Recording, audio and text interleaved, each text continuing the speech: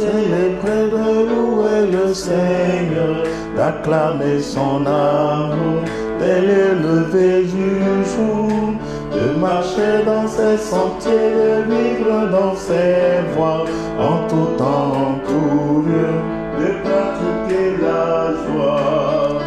Oui, le Seigneur est roi, il est vêtu de gloire, son trône est majesté. En lui toute justice, en lui la vérité, en lui la sainteté. Oui, le Seigneur est roi, il s'est vêtu de gloire, son trône est majesté. En lui toute justice, en lui la vérité, en lui la sainteté. Le juste pousse comme un panier, grandit comme un sève du Liban, planté dans la maison du Seigneur. Il s'élance et donne tout son fruit. Il est bon de célébrer, de louer le Seigneur, d'acclamer son amour dès le lever du jour, de marcher dans ses sentiers, de vivre dans ses voies, en tout temps, en tout lieu, de pratiquer la joie. Oui, le Seigneur est roi, il s'est vêtu de gloire, son trône est majesté. En lui toute justice, en lui la vérité, en lui la sainteté.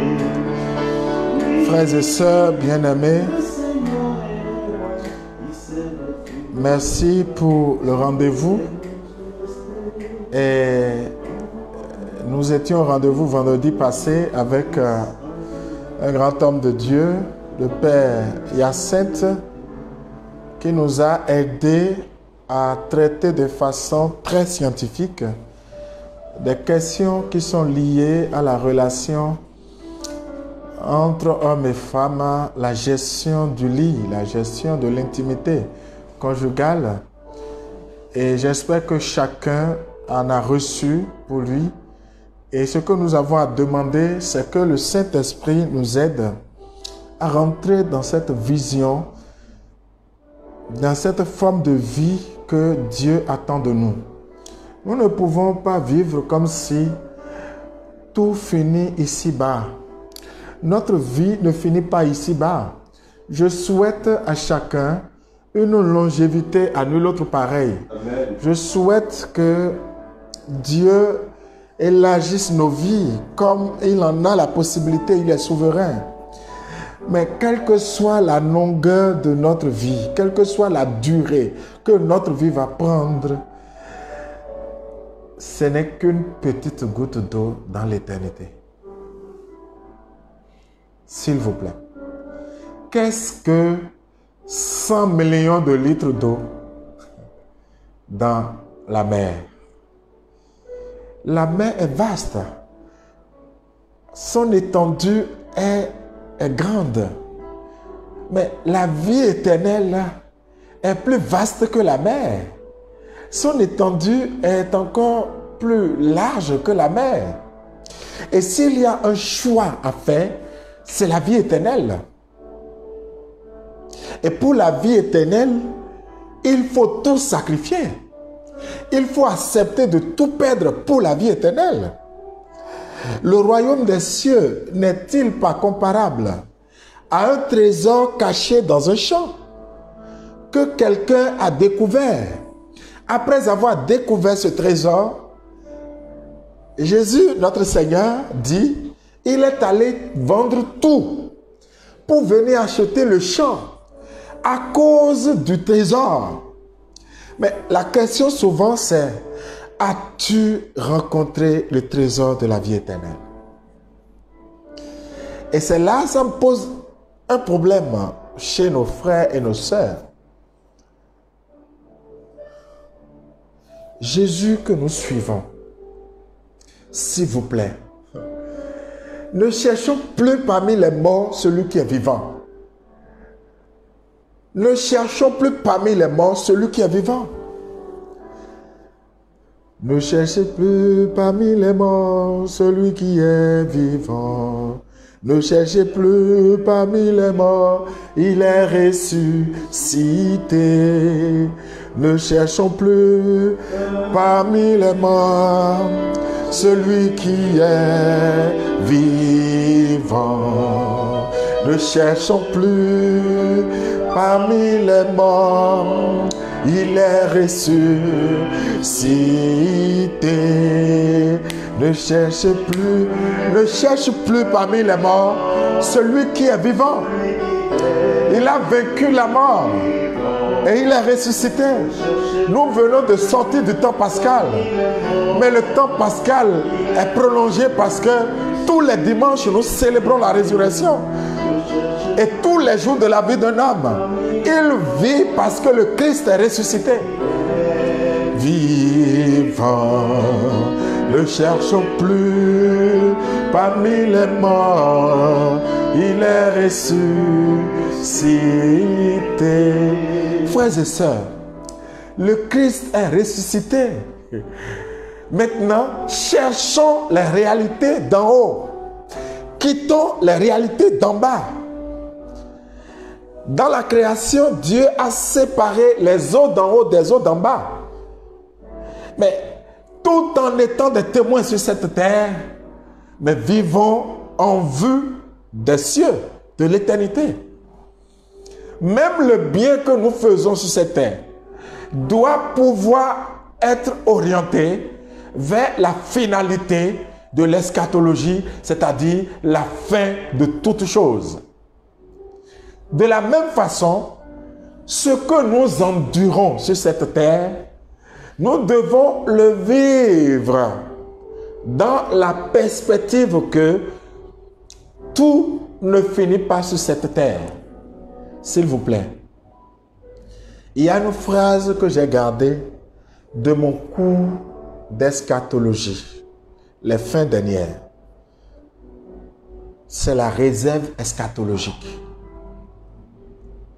C'est la réserve eschatologique. Ça signifie que quel que soit ce que tu fais, souviens-toi que ça va finir un jour.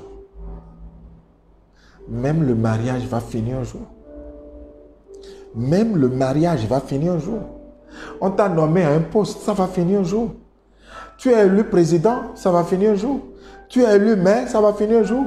Tu es élu député, ça va finir un jour. Tu es grand agriculteur de ton état, ça va finir un jour. Prédicateur de haut rang, ça va finir un matin. Donc souviens-toi que ça va finir un jour. Mais ce qui ne finit pas, c'est Dieu. Ciel et terre passeront, mais la parole de Dieu ne passera pas. Et ceux qui ne passeront pas, c'est ceux qui vivent de la parole de Dieu. Et donc ceux qui ont leur regard tourné vers le ciel, mais tout en assumant leur humanité sur cette terre. C'est pourquoi, dans le mariage, je ne dois pas vivre comme si tout finit au mariage. Vous savez, les Sadducéens, ils se sont trompés.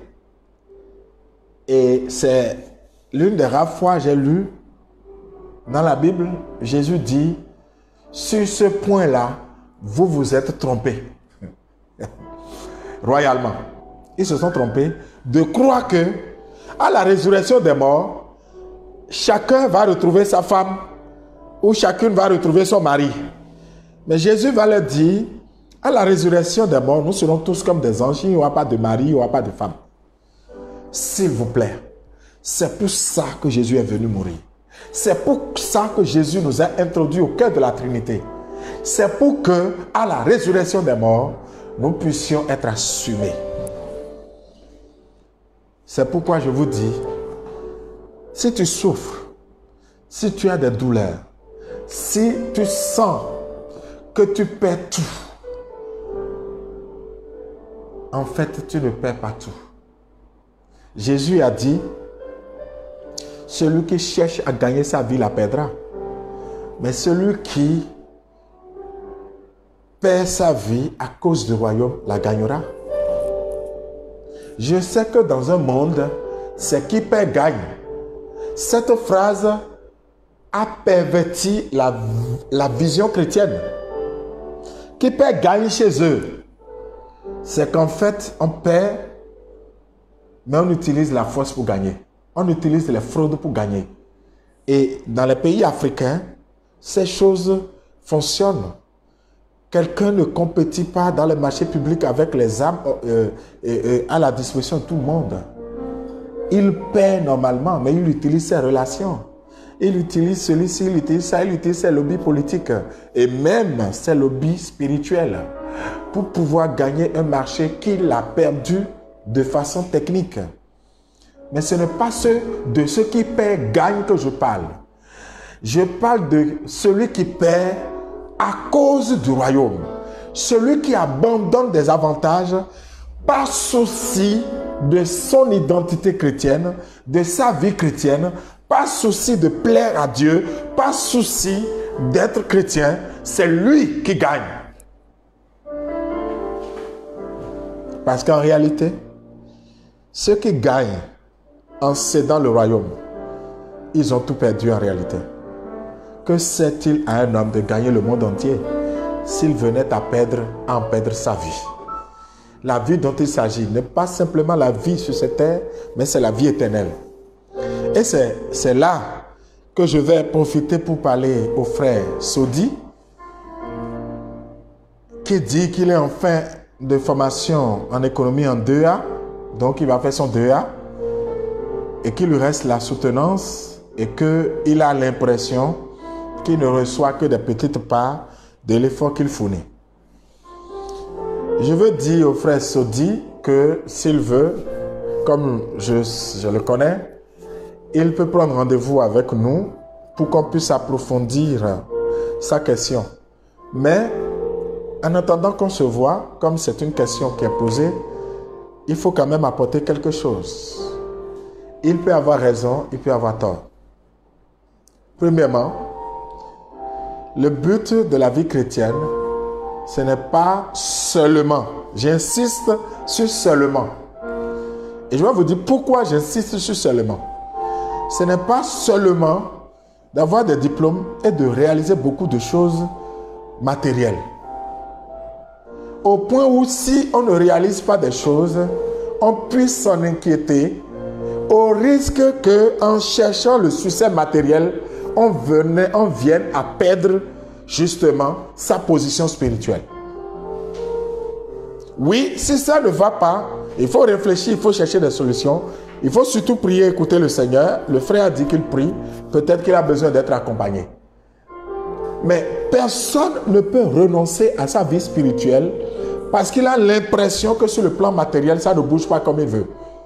C'est à croire que le but de la vie, c'est de réussir sur cette terre. Non. Il y a des gens qui ont apparemment échoué sur cette terre, mais qui sont devenus très grands. Je veux penser à un Matt Robin, une Matt Robin, Sainte Matt Robin. Voilà une personne qui est restée des années malade dans son lit, des dizaines d'années, je vais dire, à ne vivre que d'eau et d'Eucharistie. Et donc de son vivant, apparemment, rien ne se passe. Apparemment, rien ne se produit.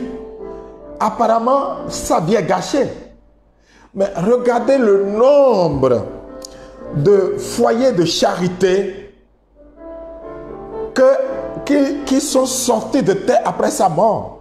Et le nombre de vies que le Seigneur a sauvées par son ministère charismatique. Je ne vais pas dire éternel, mais céleste. S'il vous plaît. C'est dans l'au-delà qu'on vit. Sinon, comment Thérèse de l'Enfant Jésus et de la Sainte Face va dire « Je passerai mon ciel à faire du bien sur la terre ». Mais quel bien tu veux faire sur cette terre qui ne peut pas continuer après toi? alors que tu es de Dieu.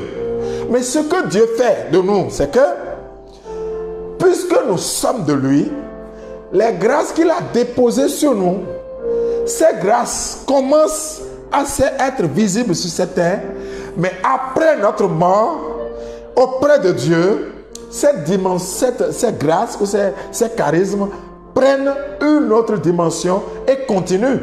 Et c'est en cela que l'intercession des saints, en tant que membre du corps du Christ, est nécessaire. Et beaucoup ne comprennent pas. Ils disent, ah, vous priez les morts, mais attention. Parce que si vous pensez que parce que nous sommes humains, encore que nous sommes hommes, mais depuis que Jésus-Christ, le Fils de Dieu, est devenu chair, qu'il est mort, qu'il est ressuscité et qu'il est monté aux cieux, il a rendu l'humanité immortelle. Et donc, la mortalité a revêtu l'immortalité. C'est ce que Saint Paul dit dans la première aux Corinthiens, chapitre 15. Il dit que la mort a perdu parce que ce qui était mortel a revêtu l'immortalité. Et donc, si je suis chrétien, frère, si Dieu m'a donné une grâce, si Dieu m'a donné une grâce, après ma mort, la grâce ne s'éteint pas. Puisque je continue à vivre en Dieu, au contraire, la grâce prend une dimension. Jésus, pour convaincre les Sadducéens, a dit, mais la parole n'a-t-elle pas dit que le Dieu est le Dieu d'Abraham, d'Isaac et de Jacob? Il n'est donc pas le Dieu des morts, mais le Dieu des vivants. Donc, nous ne pouvons pas vivre. Vous voyez, je parle de Marthe Robert. Mais Thérèse de l'Enfant Jésus, mais on l'appelle patronne des missions. Mais elle restait tout le temps au Carmel. Elle n'est pas allée faire des prédications publiques comme on pourrait le faire aujourd'hui. Non pas parce qu'il ne faut pas faire des prédications publiques. Mais on l'appelle patronne des missions. Et donc, nous ne pouvons pas, et j'insiste dessus, discerner notre vie seulement en regardant les indices de réalisation matérielle. Non. De la même façon, nous devons faire attention de ne pas nous installer dans la paresse, dans le refus d'exercice des talents que Dieu nous a donnés, en disant, ah, c'est ce que Dieu veut pour moi, donc je suis... Non, ce n'est pas de ça que je parle. Je dis, quand je sens que je ne suis pas au maximum du déploiement de la grâce de Dieu dans ma vie, je dois y travailler. Je dois y travailler comme si tout dépendait de ça. Mais en même temps, je ne dois pas faire comme si cela remplaçait la prière. Je dois prier comme si tout dépendait de la prière. Ora et labora. Prier et travailler. Et donc, il ne faut pas se décourager quand ça ne semble pas aller. Ça veut dire qu'il y a une clé. Ça veut dire qu'il y a une solution. Ça veut dire qu'il y a une révélation dont on a besoin en Dieu, dans la prière, pour comprendre qu'est-ce qui ne marche pas, qu'est-ce qui bloque, qu'est-ce qui fait. Parfois, c'est d'un petit discernement. Parfois, c'est notre conception qui n'est pas bien. Parce que nous avons une conception de peut-être j'étudie, je fais ceci, j'ai un gros emploi, alors que Dieu nous demande d'entreprendre. Dieu nous demande d'entrer dans un domaine que nous avons abandonné. Tout ça a besoin d'un discernement pour savoir qu'est-ce qui ne va pas. Mais tout compte fait, rien ne doit me séparer de l'amour de Dieu. C'est là où Saint Paul me réjouit. Dans Romains 8, Romains 8, pas 8, mais à partir du verset 8, lisez. Vous verrez le verset 28, tout concourt au bien de ceux qui aiment Dieu. Et vous verrez par la suite, il va dire, rien ne peut nous séparer de l'amour de Dieu. Rien ne doit te séparer de l'amour de Dieu. J'en ai la certitude maintenant, dit Saint Paul, rien ne peut me séparer de l'amour de Dieu. Donc que rien ne te sépare de l'amour de Dieu. Si tu as ce type de difficulté dont le frère Sodi a parlé, il faut peut-être nous rencontrer si tu le veux. On pourra discerner de près parce qu'on ne peut pas rentrer dans les détails sur les réseaux sociaux parce que ta vie doit être préservée. Mais en tête à tête, on pourra voir dans la présence du Seigneur qu'est-ce qui ne va pas, que te demande Dieu. Et parce que moi, je me souviens d'une personne qui est venue me voir parce que sa vie semblait bloquée. Je ne peux même plus reconnaître la sœur dont il s'agit. Elle était venue me voir, elle cherchait la solution à ses problèmes, elle pleurait parce que apparemment selon elle, tout ce qu'elle touche échoue, etc. Quand dans la prière, nous avons découvert qu'en fait, Dieu l'appelait à une vie consacrée, à une vie religieuse. Mais elle pleure parce qu'elle ne trouve pas de mari, parce qu'elle ne trouve pas d'emploi. Simplement, il lui fallait simplement rentrer là où Dieu l'a appelé, la vie consacrée. Et Dieu nous a mis à cœur quelques indices qu'elle avait déjà rencontrés. Et quand lui avons dit, elle a baissé la tête, elle s'est mise à pleurer. Nous continuons de prier pour que cette sœur ait eu le courage de répondre à son appel. Et donc voilà un élément. Vous pouvez avoir l'impression que rien ne marche dans votre vie simplement parce que vous n'avez pas répondu à l'appel de Dieu sur votre vie. Et donc vous n'êtes pas là où Dieu veut que vous soyez. Comment vous voulez que ça marche pour vous? C'est pourquoi ça a toujours besoin d'un discernement. Mais vous devez avoir la certitude que Dieu étant amour, il ne peut jamais autoriser, permettre quelque chose contre nous. Mais nous pouvons faire des choix contre notre propre vie parce que nous ne savons pas souvent ce que nous faisons. C'est pourquoi je vous exhorte à vous réjouir dans le Seigneur. Parce que notre Dieu, il est fidèle, il est amour et il ne se trompe jamais. Parce que l'amour ne fait rien d'inconvénient. L'amour ne fait rien d'orgueilleux. L'amour pardonne tout, l'amour excuse tout. Et donc, quelle que soit la nature de ton péché, Dieu ne peut pas t'abandonner, mais ton péché va t'éloigner de Dieu. C'est pourquoi tu as besoin d'une conversion pour être plus proche de Dieu, pour entrer dans la grâce de Dieu. Que Dieu nous en accorde. Amen. M'adonne tout.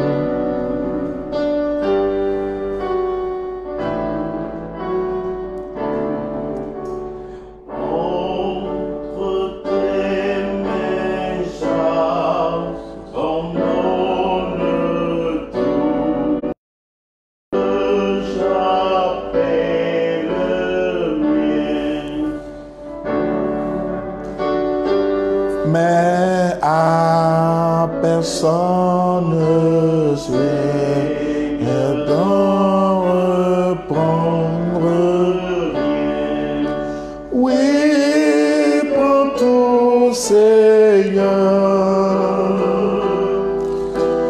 Oui, prends tout, Seigneur. Entre tes mains, j'abandonne tout avec mon âme. Oui, prends tout, Seigneur. Oui, prends tout, Seigneur. Prends tout, Seigneur. Oui, prends tout, Seigneur. Entre tes mains, Seigneur, j'abandonne tout. Entre tes mains, J'abandonne tout avec mon âme. Frères et sœurs, je rends grâce à Dieu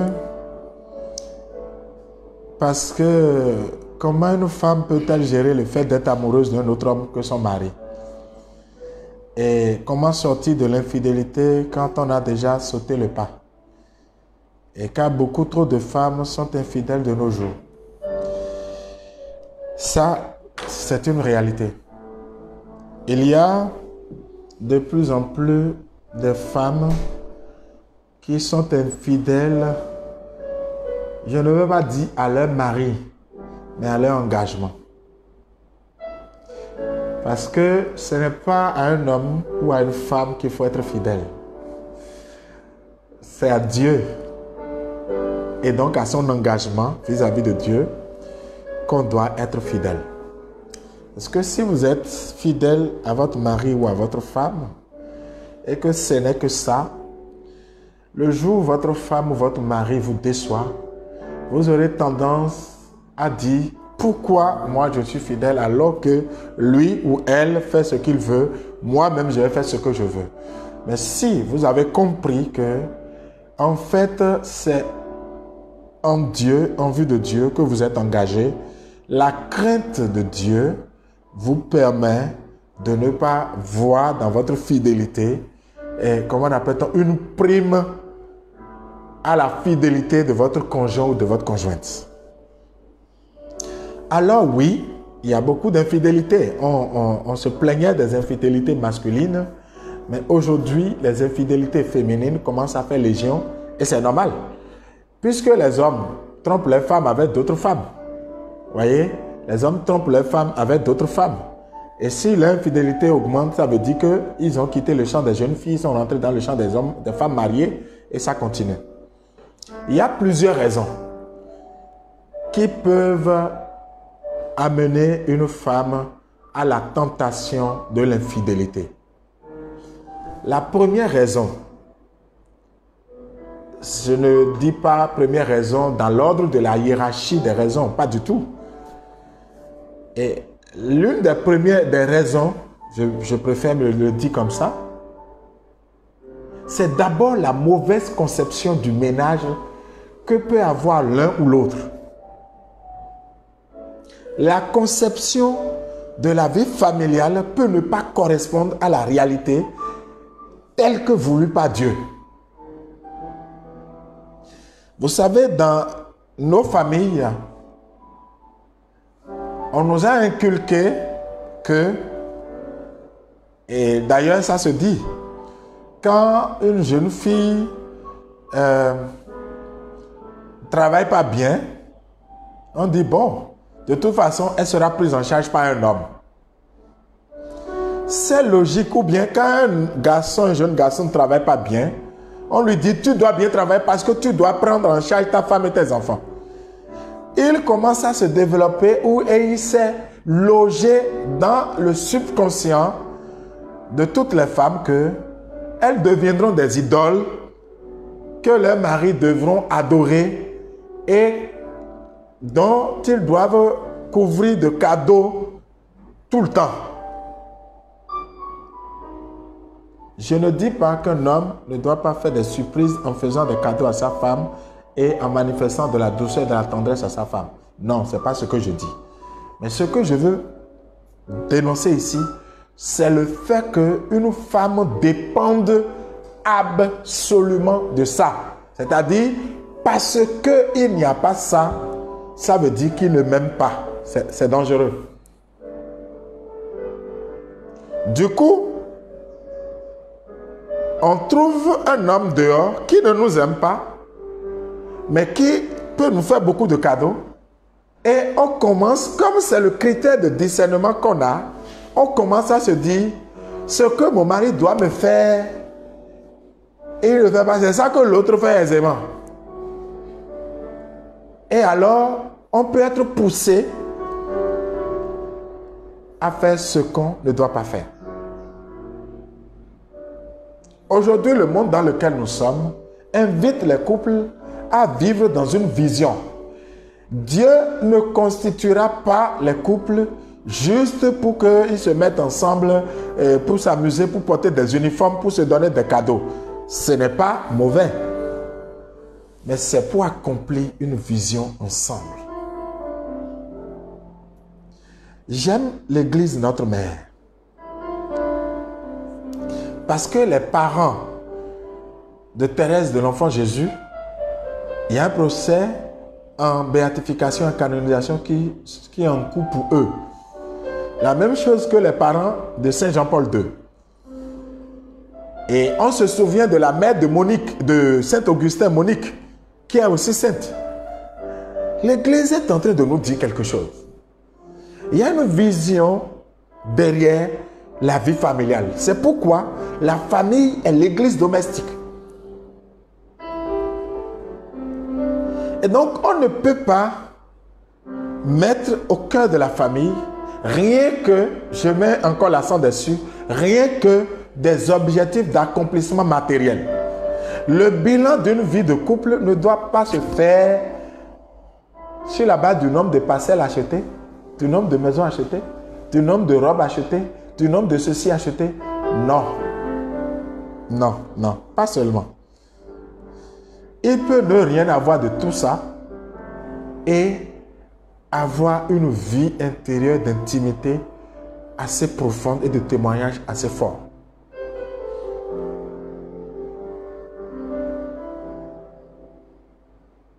Sainte Monique, la mère de Saint Augustin, a eu le papa de Saint Augustin qui a été un soulard, qui la battait tout le temps. Et elle allait verser des larmes devant le Seigneur pour prier pour la conversion. Et du papa et de Saint Augustin. Elle aurait pu dire à quoi souffrir. Ce monsieur est mauvais. Il m'a fait un enfant qui lui-même est mauvais. Donc, je vais me remarier pour faire ma vie, je m'en fous. Mais elle a donné toute sa vie à prier pour que le salut entre dans la vie. Et regardez ces prières, ce que ces prières ont produit pour l'Église. Saint Augustin est docteur de l'Église.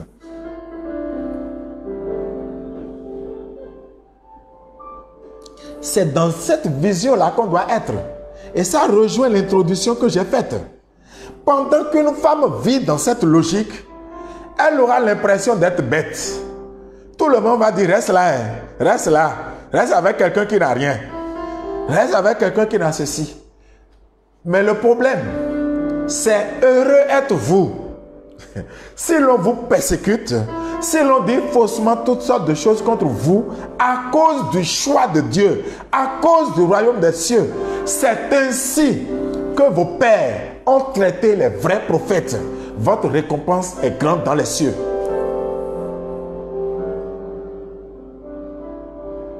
Beaucoup de personnes se marient pour régler un problème social. Non, ça ne peut pas être ainsi. Un problème social dans le sens que, bon, voilà, j'ai l'âge de me marier, tout le monde a un mari, moi-même je dois avoir un mari. Ce n'est pas un concours de mode non plus. C'est un appel, c'est une réponse à une vocation, un appel que Dieu adresse à un fils, à une fille, pour dire, vous, fondez une famille en vue de me servir. L'homme quittera son père et sa mère, s'attachera à sa femme, les deux ne feront qu'une seule chair. Voilà.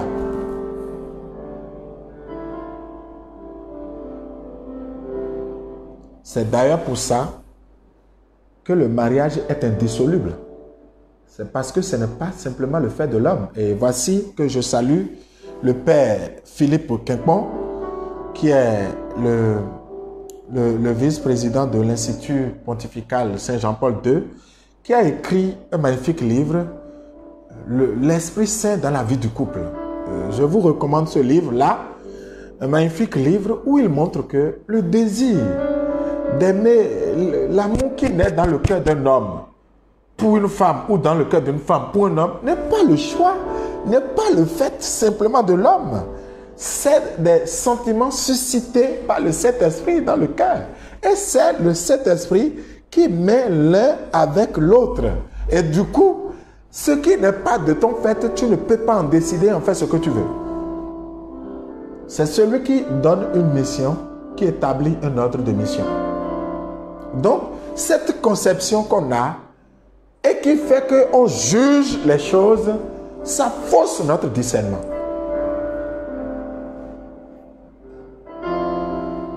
Et il n'est pas rare d'entendre des femmes dire « Moi, mon argent ne va jamais rentrer dans tel aspect du ménage. C'est le problème de mon mari. » C'est vrai qu'il y a beaucoup d'autres femmes qui se tuent à la tâche, qui sont abandonnées par les maris, dont les maris, excusez-moi, sont complètement absents, pour ne pas dire irresponsables. Excusez-moi encore. Et elles se tuent. Je veux avoir une pensée pour toutes ces femmes. Je veux implorer la grâce de Dieu sur leur vie pour l'effort qu'elles font. Parfois, elles sont veuves et la famille du mari leur prend tout et les laisse sans rien alors qu'il y a les enfants. Et ces femmes se tuent. Et voici l'une des raisons pour lesquelles elles sont obligées d'être fidèles à leur engagement, même si le mari est mort, même si le mari est vivant et a abandonné les enfants. La fin ne justifie pas les moyens. Ce n'est pas parce que les enfants ont faim qu'on a renvoyé les enfants pour la contribution que je dois me prostituer, excusez-moi le terme, je dois avoir une vie sexuelle désordonnée pour pouvoir entretenir les enfants, pour nourrir les enfants. La fin est certainement noble, s'occuper des enfants, mais les moyens ne sont pas nobles. C'est pourquoi il y a péché, il y a mal donne.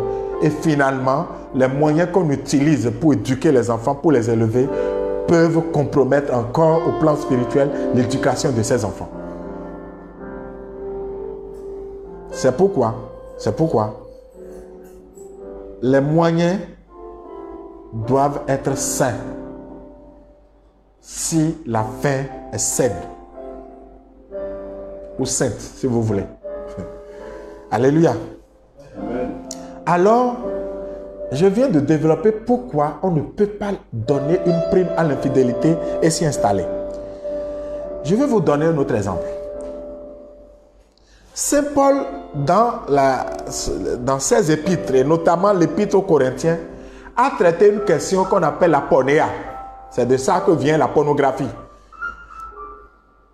Et il montre que le corps de l'homme est le temple de la Trinité Sainte. Et c'est ce corps qui ressuscitera, même s'il sera transformé, transfiguré, mais il ressuscitera au dernier jour. Parce que dans l'union sexuelle, il n'y a pas que notre corps physique qui entre en jeu. Même notre corps spirituel entre en jeu. Notre corps psychique entre en jeu. Et donc, quand c'est du désordre, nous tuons notre corps. Et nous pourrions compromettre notre résurrection. Saint Paul dit, celui qui s'unit à une prostituée fait avec elle un seul corps. Et vous pourrez le lire dans 1 Corinthiens chapitre 6. Il en a parlé en commençant à dire, tout m'est permis, mais tout ne m'est pas profitable. Ce n'est pas parce qu'il n'y a personne de physique là pour me dire c'est mauvais, que je l'ai fait en cachette, qu'il n'y a pas d'impact sur ma vie.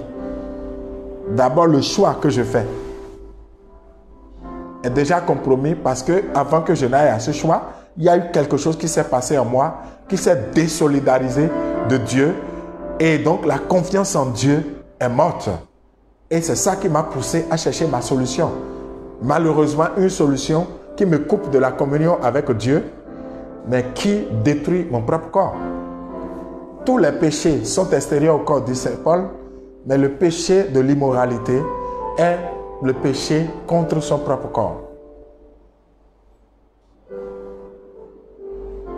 Donc, nous devons changer notre mentalité par rapport à la vie de couple et savoir que nous sommes engagés, c'est vrai, avec un homme ou une femme, mais en vue de Dieu. Et donc, l'homme peut arriver à nous tromper. La femme peut arriver à nous tromper. Mais Dieu, lui, ne nous trompera jamais. C'est pourquoi, par respect et fidélité pour Dieu, nous devons rester fidèles à l'engagement que nous avons pris. Pour sortir de là, s'il vous plaît, il faut une décision radicale. La décision radicale. Sans décision radicale, vous ne quittez pas l'infidélité. Vous ne quittez pas le mari d'autrui. Matthieu 7, 12. Ne faites pas à autrui ce que vous n'aimeriez pas qu'on vous fasse. Ce que tu ne veux pas qu'une femme te fasse parce que c'est ton mari, pourquoi tu acceptes de le faire avec le mari d'autrui? Même si tu dis il est jeune, il n'est pas encore marié, mais en attendant qu'il se marie, il est le mari de quelqu'un. Ça, c'est ce que beaucoup oublient. Ce n'est pas le jour où il a porté l'alliance qu'il est marié. Le jour où il a porté l'alliance, c'est la manifestation de l'alliance. Et donc, l'appel que Dieu fait sur la vie de quelqu'un, Dieu ne se réveille pas et il regarde et dit, bon, maintenant j'ai décidé. Toi, non. Saint Paul dit que Dieu nous a appelés à être des fils, dans le Fils unique. Et donc, Dieu a un dessein pour nous. Et donc, quand tu n'es pas encore marié, justement, et que tu t'unis à une femme ou à un homme, c'est un homme d'autrui, c'est un mari d'autrui. Et pourquoi tu voudrais que l'autre aille s'unir après avec quelque chose ou quelqu'un que quelqu'un a déjà à moitié utilisé? Voilà autant de questions qui font que aucune raison ne peut justifier que tu y ailles. Donc, il faut une décision radicale. Une décision radicale qui va jusqu'à perdre des intérêts. Tu peux perdre ton poste à cause de ça. Tu peux perdre des avantages à cause de ça. Tu peux être obligé d'être dans la rue à cause de ça. Mais ça ne sera que pour un temps. Parce que Dieu, le fidèle, l'incorruptible, il va te restaurer. Et même s'il ne te restaurait pas, là je parle comme les martyrs dans Maccabée, ou les frères de Daniel. Même si notre Dieu ne viendrait pas nous sauver, nous, on ne va pas adorer ta statuette. C'est ce niveau de foi qu'il te faut. De savoir que c'est Dieu qui prend soin de nous. Et j'ai des expériences qui n'est pas forcément bien de raconter ici, parce que c'est la vie privée de l'une ou de l'autre, de personnes qui ont pris la décision de quitter cette vie, de quitter le mari d'autrui, de quitter une vie d'infidélité que le Seigneur a restaurée. Il y en a plein que nous avons accompagnés. Ce qu'il faut, c'est simplement des décisions radicales qu'il faut prendre, quitte à perdre l'amitié même de la personne. En fait, imagine la décision que tu vas prendre si quelqu'un te donne un repas très très appétissant mais empoisonné. Et il te sourit et il te caresse dans le sens du poil pour que tu manges un repas empoisonné. Imagine la manière dont tu vas lui refuser ça. C'est de cette manière qu'il faut rompre avec l'infidélité. Justement, après avoir prié et demandé la grâce à Dieu. Courage. Il faut que tu quittes cette vie d'infidélité. Mais je voudrais vous dire que l'infidélité n'est pas que entre hommes et femmes. L'infidélité peut être par rapport au Seigneur. Le refus de respecter l'engagement qu'on a pris vis-à-vis de Dieu est une infidélité. Quand tu t'es engagé à être dans tel groupe, quand tu as fait la profession solennelle, qui n'est pas un sacrement, on le sait. Mais devant l'autel de Dieu, tu t'es engagé à faire ceci ou ça, et tu ne l'as plus jamais fait. C'est une trahison. Tu as dit à ton baptême, quand on a dit renoncez-vous à Satan et à toutes ses œuvres, tu as dit oui, je renonce. Et sur la base de ce renoncement, le ministre ordinaire t'a baptisé. Mais aujourd'hui, tout ce à quoi tu as renoncé, c'est de ça que tu vis. Est-ce que tu avais dit le jour de ton baptême que tu serais franc-maçon, rosicrucien ou autre? Pourquoi tu n'arrives pas à dire à ton curé que tu es franc-maçon? Si tu penses que c'est compatible, dis ouvertement au curé, curé, je suis franc-maçon. Si tu n'arrives pas à le dire, que tu le caches, c'est parce que tu es conscient que ce n'est pas compatible. Et alors tu le caches. Tu es infidèle. Tu es infidèle. Il faut que tu changes. Il faut que tu changes. Vous voyez, plusieurs raisons peuvent amener une femme à être infidèle. Ça peut être la violence de son mari. Ça peut être la mauvaise gestion du lit de son mari. Ça peut être l'irresponsabilité de son mari. Ça peut être le décès du mari. Il y a plusieurs choses.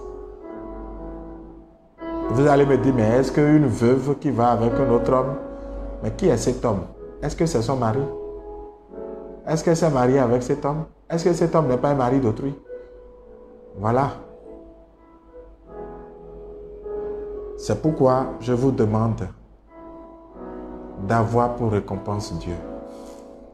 Si Dieu est votre récompense, quel que soit ce que quelqu'un fait, quelles que soient les circonstances, vous n'allez pas abandonner le Seigneur.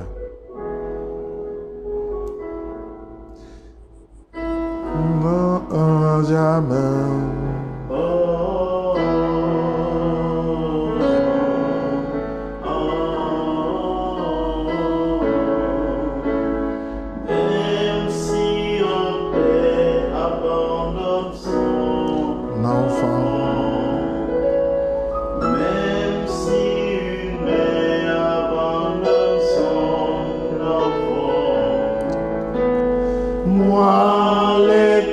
l'Éternel, je ne t'oublierai jamais.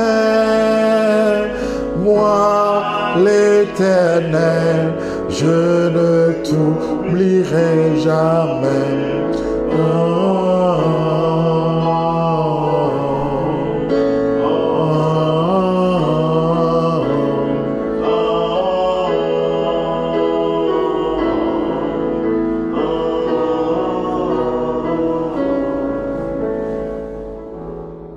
Oui,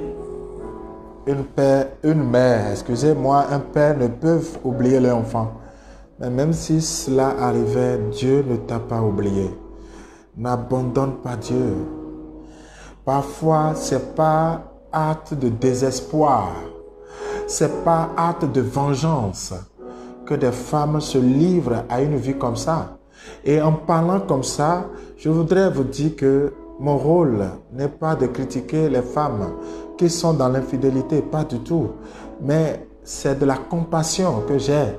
Et si mon ton est radical, c'est pas souci de ce que la main du Seigneur vient vers elles pour les sauver. Parce que cette vie, elles-mêmes savent au fond d'elles que cette vie ne les épanouit pas.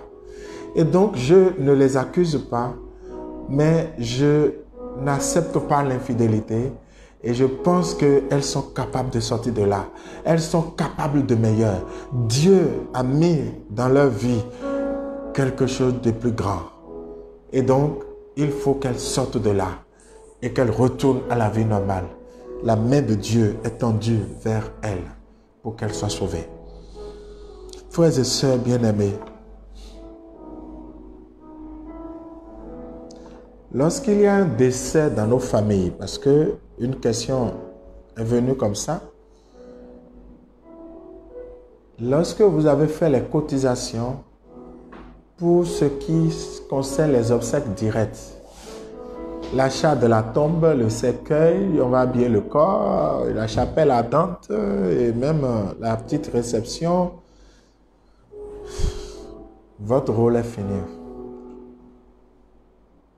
S'il y a quelque chose à faire, parce que vous êtes chrétien, que vous croyez à la vie après la mort en Dieu, vous priez pour le repos de l'âme de votre défunt. Et si vous êtes catholique, comme moi, vous commandez des messes pour le repos de l'âme de votre défunt. Mari, femme, enfant, père, mère, oncle, cousin, tout ce que vous voulez. Parce que le problème qu'il y a, c'est ceci. Tout ce qu'on fait comme cérémonie après, dit dans notre tradition africaine, béninoise, que ce sont ces cérémonies qui garantissent le repos de l'âme du défunt. Mais depuis que j'ai rencontré Christ et que je suis devenu catholique, je ne crois plus en ces cérémonies pour garantir le salut de l'âme du défunt, mais je crois en Jésus-Christ qui nous a sauvés, en qui tout homme est sauvé. C'est pourquoi je cherche le salut pour le défunt en Jésus-Christ et non plus dans les cérémonies traditionnelles. Ce qui ne veut pas dire que tout ce qui se fait dans le traditionnel est mauvais. Mais en attendant que ça soit discerné, qu'on puisse tirer le bon grain de livret, je m'associe à ce qui se fait dans ma foi chrétienne et c'est ça que je fais. Même si vous envoyez l'argent et que vous restez derrière, ça peut vouloir dire deux choses. Ou bien, vous croyez vraiment que ces choses peuvent sauver votre défunt, ce qui pose un problème au niveau de votre engagement chrétien. Auquel cas d'ailleurs, vous n'êtes pas témoin pour vos parents vivants, à qui vous n'êtes pas en train de dire, écoutez, ce ne sont pas ces cérémonies qui vont vous sauver, c'est votre foi en Dieu qui va vous sauver. Ou bien, en réalité, vous avez peur qu'on vous tue. Et quand vous avez peur, vous savez bien que ça ne peut pas sauver. Mais vous dites, ah, moi, ils vont me tuer, il vaut mieux qu'eux. Et vous envoyez l'argent. En le faisant, vous tremblez devant les non-croyants. Et Dieu a dit à Jérémie, si tu trembles devant eux, je te ferai trembler davantage. Vous ne devez pas trembler devant eux. Mais vous ne devez pas non plus les agresser, ni les affronter.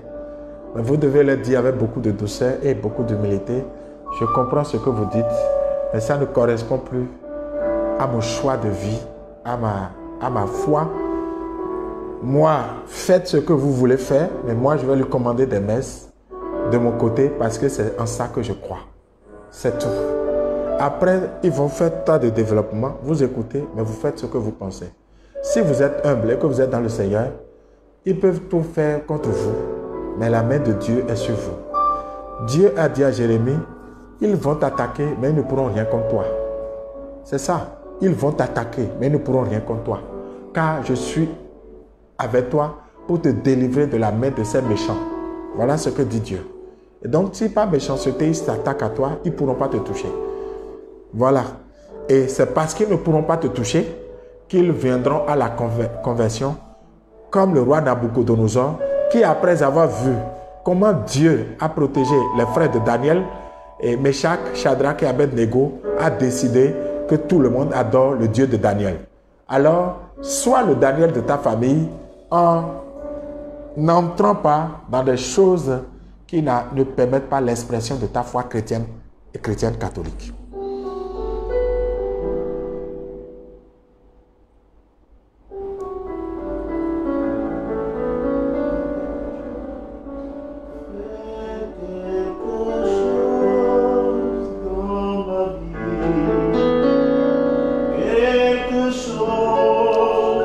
Dans ma vie, Quelque chose dans ma vie, Jésus, fais quelque chose dans ma vie, quelque chose dans ma vie, quelque chose dans ma vie, Jésus. frères et sœurs, quelle est l'importance du jeûne dans la vie d'un chrétien et pour quel motif devons-nous jeûner? Ça, c'est une question importante parce que il y a des choses à clarifier. Beaucoup de chrétiens, point oui, point non, se mettent à jeûner. Ils font 30 jours de jeûne, 31 jours de jeûne, 40 jours de jeûne. Des jeûnes inspirés par qui, demandés par qui et pour quel but. C'est pourquoi c'est important. Le jeûne, par définition, c'est la privation de nourriture. Mais ça s'étend pour ne pas être qu'une simple privation de nourriture. Ça peut être déjà tout ce dont on peut se priver en vue de Dieu. Tout ce dont on peut se priver en vue de Dieu. Mais on ne jeûne pas pour avoir mari. On ne jeûne pas pour avoir emploi. Non, c'est pas pour ça. On jeûne pour s'humilier devant Dieu et pour mieux adorer Dieu. On jeûne pour grandir dans la présence de Dieu. On jeûne pour mieux voir Dieu. Pour se débarrasser de tout ce qui est épais et qui nous empêche de voir Dieu. On jeûne pour mieux aimer Dieu.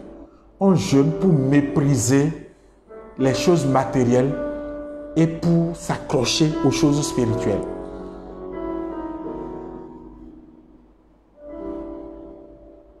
Si vous ne jeûnez pas pour ces motifs-là, votre jeûne ne vous sert à rien. Autrement, c'est comme si vous utilisez le jeûne pour mettre la pression sur Dieu. Vous jeûnez pour faire pression à Dieu. Ça veut dire que Dieu ne veut pas donner et vous jeûnez pour lui arracher. Non. Dieu ne répond pas à la pression parce que personne ne peut corrompre Dieu, ni avec un jeûne, ni avec des prières. Dieu ne change pas parce qu'on prie. Parce que Dieu est Dieu, il ne change pas. Mais celui qui prie s'approche de Dieu. Celui qui jeûne grandit dans la présence de Dieu. Et en grandissant dans la présence de Dieu, justement, tout ce qui lui revient, il les obtient. Ce n'est pas la même chose. Et donc, je jeûne pour mieux connaître Dieu, pour grandir dans la présence de Dieu, pour prier. C'est pourquoi le jeûne est toujours associé à la prière.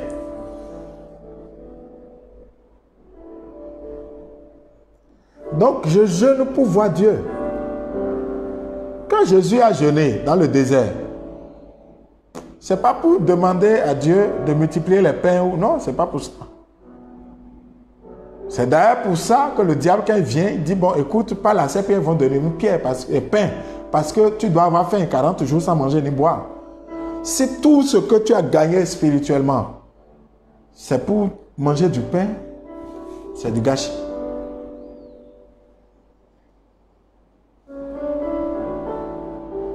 Ce que tu dois faire, c'est de chercher la face de Dieu.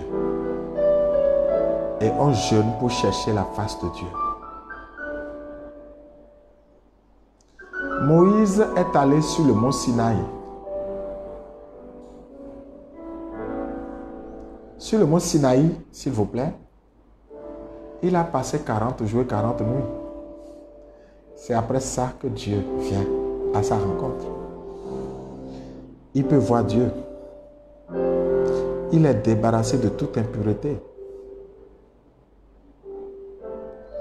Il peut voir Dieu. Et ce n'était pas pour avoir un emploi, pour avoir une femme, non. C'était pour recevoir la loi de Dieu.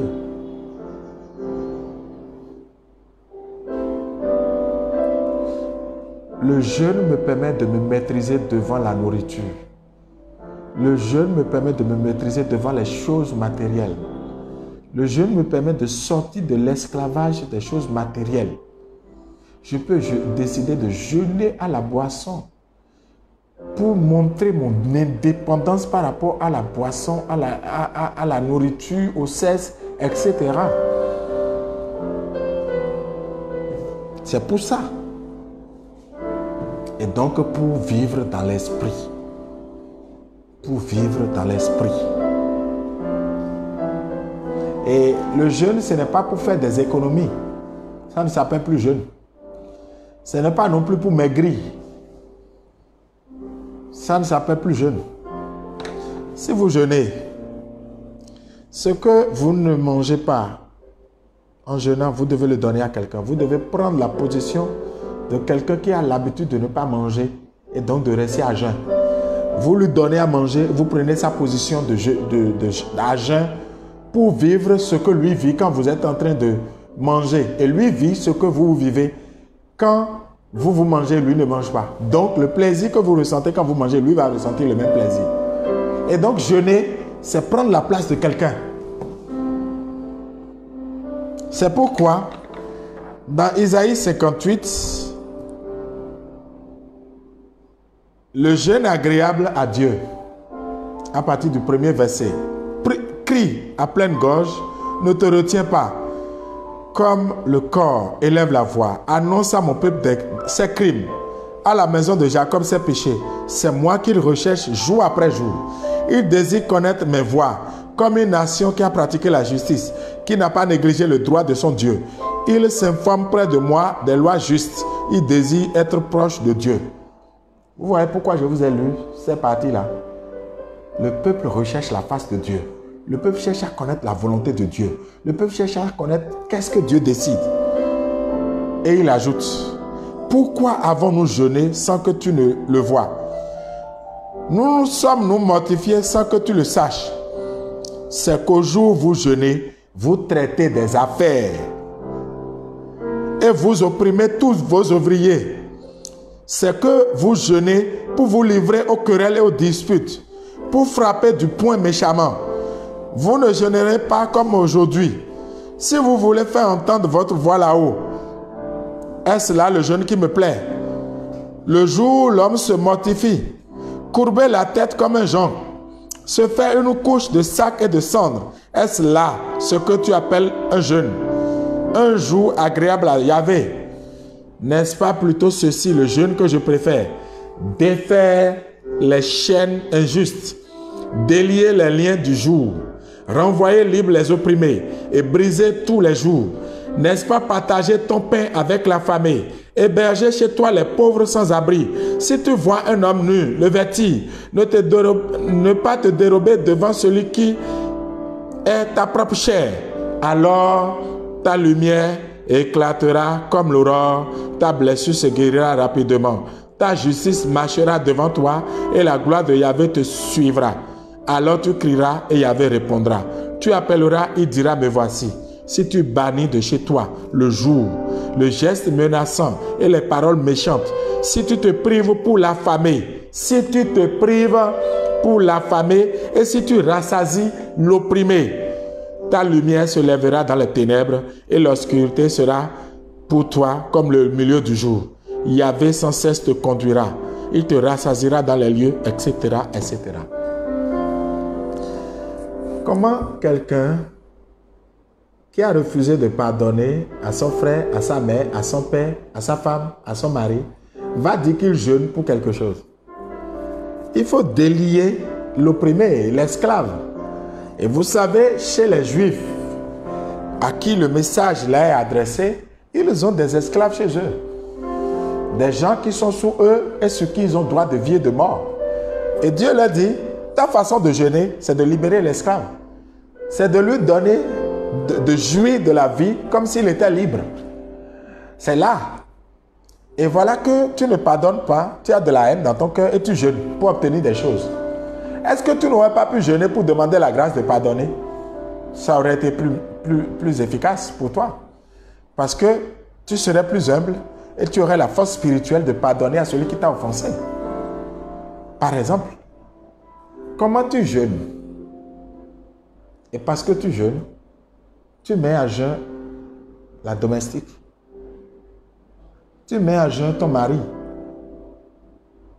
Non. Quand tu jeûnes, parfume-toi la tête.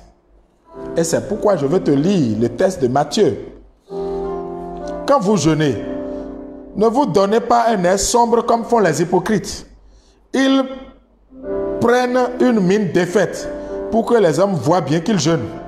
En vérité, je vous le dis, ils tiennent déjà leur récompense. Pour toi, quand tu jeûnes, parfume ta tête et lave ton visage pour que ton jeûne soit connu, non des hommes, mais de ton Père qui est là, dans le secret. Et ton Père qui voit dans le secret, il te le rendra. Parce que beaucoup font plusieurs jours de jeûne pour montrer qu'ils sont forts dans le jeûne. Et c'est pourquoi ils proclament, ah, moi je fais 21 jours de jeûne, je fais 40 jours de jeûne, je fais ceci de jeûne. Si c'est pour ces motifs, il vaut mieux manger. Et si tu jeûnes et tu t'énerves pour injurier quelqu'un, si tu quittes là, va manger. Et demande pardon. Ton jeûne est gâté. Parce que tu ne peux pas jeûner et pendant que tu jeûnes, tu réagis en injuriant quelqu'un, en maudissant quelqu'un, c'est que tu n'as pas jeûné. Alors, il faut aller manger. Si tu jeûnes, c'est pour t'humilier et pour accepter toutes les humiliations à cause de Dieu. Le jeûne qui plaît à Dieu, c'est un esprit broyé et brisé. Le jeûne qui plaît à Dieu, c'est un esprit broyé et brisé. Saurons-nous jeûner des tics, des paroles mauvaises, des injures, des moqueries, des diffamations? Saurions-nous jeûner? Voyez, beaucoup de personnes demandent, mais les gens me posent des problèmes et je veux les aider. Voici l'occasion, je vous le dis aujourd'hui. Jeûnez et prenez le fruit du jeûne pour aider ceux qui ont des besoins. Comme ça, vous pourrez donner la dîme pour les œuvres de Dieu comme Dieu le voudrait. Ainsi, il n'y aura plus conflit entre dîme et dons et offrande. Et donc, jeûnez pour vous rapprocher de Dieu. Et ce que vous devez manger, mettez-le à part et donnez à manger à celui qui en a besoin. C'est ce qu'on a dit. Donne à manger à l'affamé en jeûnant. Donc, quelqu'un a faim et tu veux manger et il vient t'exprimer ta faim. Donne-lui le repas que tu as prévu et toi, va jeûner pour que lui mange. Voici un jeûne efficace. Parce que lui, en mangeant, il va rendre gloire à Dieu. Toi, tu n'iras pas dire, ah, j'ai jeûné, j'ai donné mon repas à Y, non. Dieu va voir l'effort que tu fais. Et voici ce que dit le test. Le test dit que la lumière de Dieu brillera devant toi. La justice du Seigneur te dévancera. Voilà pourquoi, si on s'attaque à toi, les gens ne comprendront pas pourquoi Dieu prend ta défense. Et tu verras, l'obscurité dans ta vie sera lumière. Qu'il en soit ainsi pour toi, pour tous ceux qui sont autour de toi. Je voudrais vous annoncer, bien-aimés du Seigneur, que d'ici quelques semaines, nous allons rendre ce moment un moment thématique. Les thématiques vous seront annoncées. Vous allez préparer vos questions et il y aura un spécialiste qui sera là, en plus de moi, pour lui poser des questions, vos questions, et des questions inspirées pour nous éclairer sur des thèmes précis. Il y aura des prêtres, il y aura des laïcs, spécialistes d'un domaine, pour nous aider à avancer dans la foi. Soyez bénis. Bon après-midi, bon appétit, bon week-end et à mardi pour le direct.